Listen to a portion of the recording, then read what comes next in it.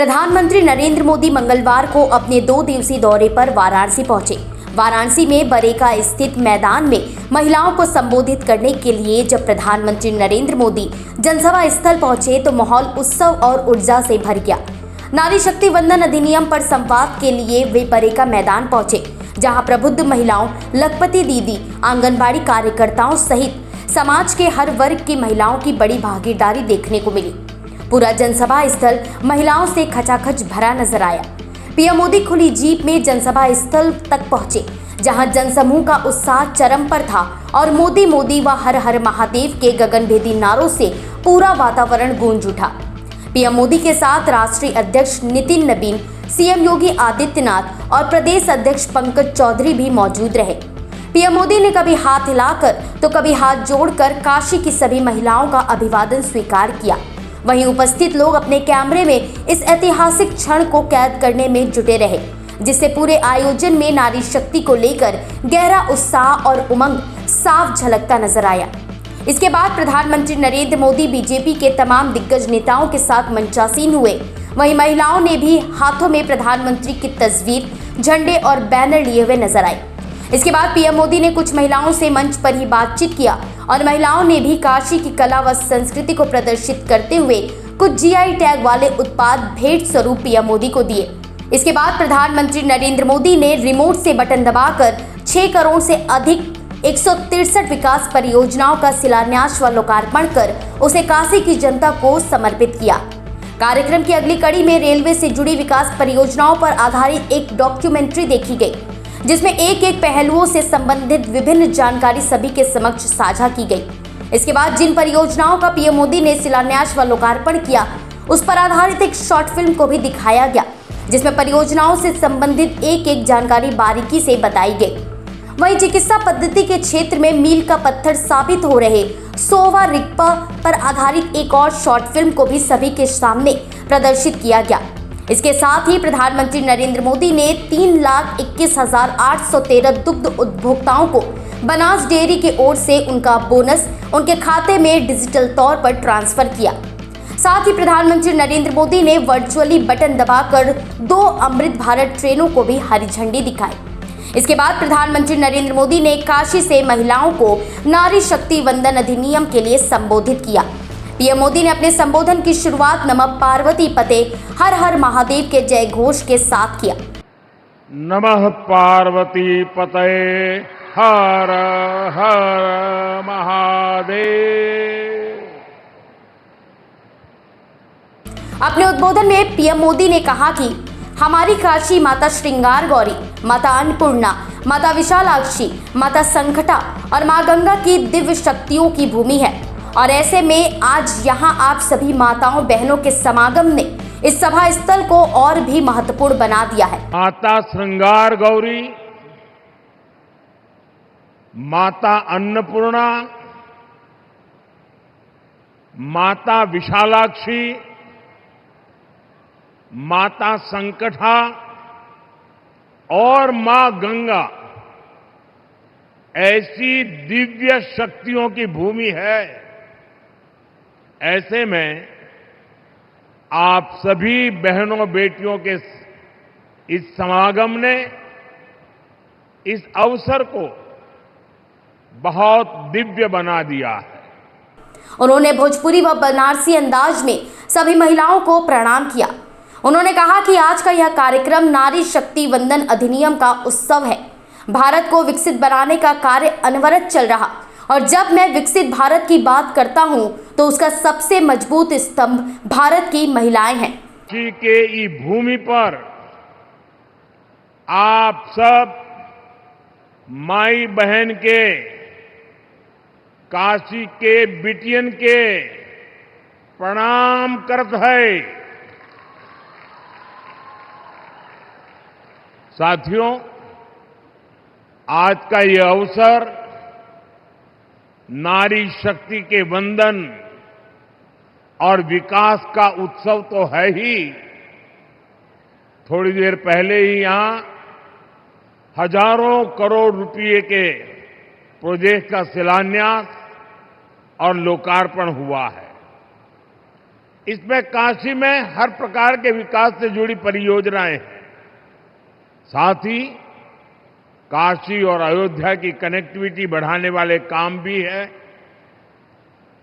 PM Modi ने कहा कि काशी के सांसद और देश के प्रधानमंत्री के तौर पर आप आज मुझे आशीर्वाद दीजिए और मेरा सबसे बड़ा लक्ष्य यह है कि लोकसभा व विधानसभा में महिलाओं के लिए आरक्षण लागू करना।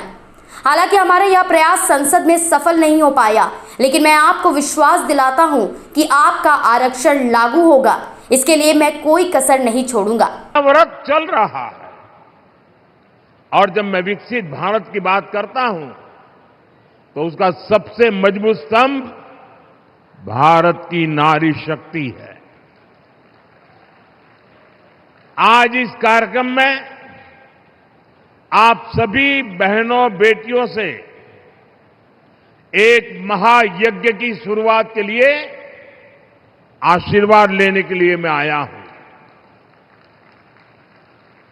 काशी के सांसद के तौर पर, देश के प्रधानमंत्री के तौर पर मुझे देश हित के एक बड़े लक्ष्य की प्राप्ति के लिए आप सबका आशीर्वाद चाहिए। और ये बड़ा लक्ष्य है लोकसभा विधानसभा में महिलाओं के लिए आरक्षण को लागू करना। पीएम मोदी ने यह भी कहा कि अतीत में महिलाओं का बहुत संघर्ष रहा है, कितनी चुनौतियों का सामना उन्हें करना पड़ा। बेटियों को आए दिन अनेक सवालों से गुजरना पड़ता था, उन्हें चुप रहना सिखाया जाता था। इतना ही नहीं, कई बार तो सवाल नहीं पूछे जाते थे, सिर्फ फरमान सुना दिया जाता था। यह परिस्थिति काशी के साथ साथ देश की सभी बहन बेटियों का रहा है। पीएम मोदी ने कहा कि 2014 में जब आपने हमें सेवा का अवसर दिया तो महिलाओं को आगे बढ़ाने के लिए कई प्रयास किए गए, उन्हें सुख सुविधाएं देने के लिए सभी कार्य किए गए। उसी की देन है कि आज हमार माई बहन सही में अपने घर का मलकिन बनत है। घर में महिला के सशक्त होने से पूरे परिवार को ताकत मिलती है, इससे समाज मजबूत होता है, देश मजबूत होता है। अतीत में बहनों बेटियों को बहुत संघर्ष करना पड़ा है। काशी की आप बहनों ने भी कई तरह की मुश्किलें देखी हैं। आपने भी कितनी ही चुनौतियों का सामना किया है। बेटियों को अक्सर अनेक प्रकार के सवालों से गुजरना पड़ता था। तुम ये करके क्या करोगी? तुम्हें इसकी क्या जरूरत है? तू का करवू? तोहे का जरूरत है? तू चुप रह, ये काम तो से ना हो पाई।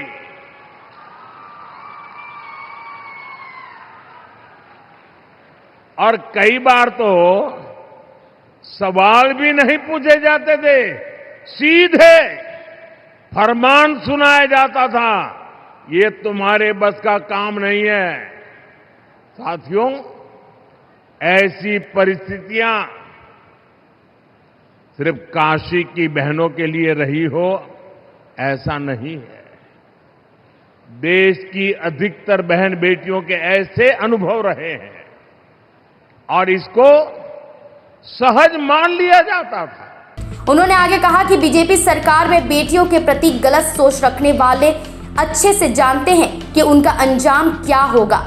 आज काशी में लखपति दीदी ड्रोन दीदी बनी, जो महिलाओं के सशक्तिकरण को दर्शाती हैं। आपने यहां यूपी में अपनी आंखों के सामने हालात बदलते देखे। कुछ साल पहले तक जब यहां समाजवादी पार्टी की सरकार थी तो यूपी में बेटियों का घर से बाहर निकलना भी मुश्किल हो गया था। लेकिन अब बीजेपी सरकार में बेटियों के विरुद्ध गलत सोच रखने वाला अच्छे से जानता है कि उसका अंजाम क्या होगा। साथियों, भारतीय न्याय संहिता ने भी बहनों बेटियों को सुरक्षा का नया भरोसा दिया है। प्रधानमंत्री नरेंद्र मोदी ने आगे भोजपुरी अंदाज में यह भी कहा कि अभी तो शुरुआत भयल हो, बनारस बढ़ी, बनारस डेयरी बढ़ी और ई बोनस भी बढ़ी। उन्होंने कहा कि बीजेपी एनडीए सरकार का मतलब ही है नारी का उत्थान। मैं काशी में डेयरी सेक्टर से जुड़ी महिलाओं से कहूंगा, अभी तक शुरुआत भयल हो, बनारस बढ़ी, बनारस डेयरी बढ़ी और ई बोनस भी बढ़त जाए। साथियों, बीजेपी एनडीए सरकार बहनों को आत्मनिर्भर भी बना रही है और विकसित भारत बनाने के लिए चल रहे अभियान का नेतृत्व भी दे रही है। पीएम मोदी ने अपने संबोधन में नारी शक्ति वंदन अधिनियम को लेकर विपक्ष पर निशाना भी साधा। विपक्ष को आड़े हाथ लेते हुए उन्होंने कहा कि हमने कानून बनाया कि महिलाओं को 33% आरक्षण मिले ताकि ज्यादा संख्या में महिलाएं संसद में पहुंच पाती। लेकिन कांग्रेस, सपा, टीएमसी और डीएमके जैसी पार्टियों ने एक बार फिर से देश की महिलाओं को धोखा दिया है। ऐसी पार्टियों ने 40 सालों से महिलाओं के आरक्षण पर रोक लगा रखा था। पीएम मोदी ने आगे कहा कि असली बात तो यह है कि ये सभी परिवारवादी दल नारी शक्ति से डरे हुए हैं और वह देश की महिलाओं को विधानसभा तक नहीं आने देना चाहते हैं, क्योंकि ये जानते हैं कि अगर धरातल पर काम करने वाली शक्तियां ऊपर आ गई तो इनका नियंत्रण उन पर खत्म हो जाएगा और इन्हें सत्ता पर सवाल खड़े होने लगेंगे। इसलिए ये दल संसद में हुए इस विरोध में सबसे आगे रहे हैं। देश की नई संसद बनाने के पीछे भी बहनों की भागीदारी का विचार एक बड़ा कारण था।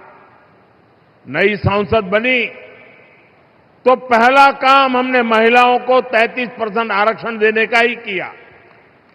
40 साल से बहनों का ये अधिकार अटका और लटका हुआ था। इसलिए हमने साल 2023 में संसद में नारी शक्ति वंदन अधिनियम पारित करवाया।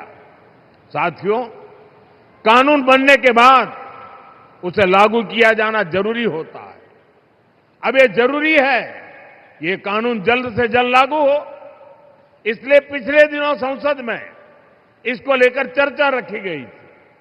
संविधान में संशोधन के लिए हम कानून लाए थे। ये संशोधन ऐसा था जिसके बाद ज्यादा संख्या में बहनें विधानसभा और संसद में पहुंच पाती। लेकिन साथियों, कांग्रेस, समाजवादी पार्टी, टीएमसी और डीएमके जैसी पार्टियों ने एक बार फिर देश की महिलाओं को धोखा दिया। ऐसे दलों ने 40 साल से महिला आरक्षण पर ब्रेक लगाया हुआ था। अब समाजवादी पार्टी ने फिर से इसे लाल झंडी दिखा दी है। साथियों, असली बात यह है कि ये सारे परिवारवादी और तुष्टीकरण में डूबे दल नारी शक्ति से डरे हुए हैं। आप सभी से डरे हुए हैं। ये परिवारवादी दल देश की उन बेटियों को विधानसभा और संसद नहीं आने देना चाहते, जो कॉलेज कैंपस से लेकर पंचायतों, स्थानीय निकायों तक हर जगह अपने दम पर नेतृत्व दे रही है। ये जानते हैं कि अगर धरातल पर काम करने वाली बेटियां ऊपर आ गई तो इनका नियंत्रण खत्म हो जाएगा, इनकी सत्ता पर सवाल खड़े हो जाएंगे।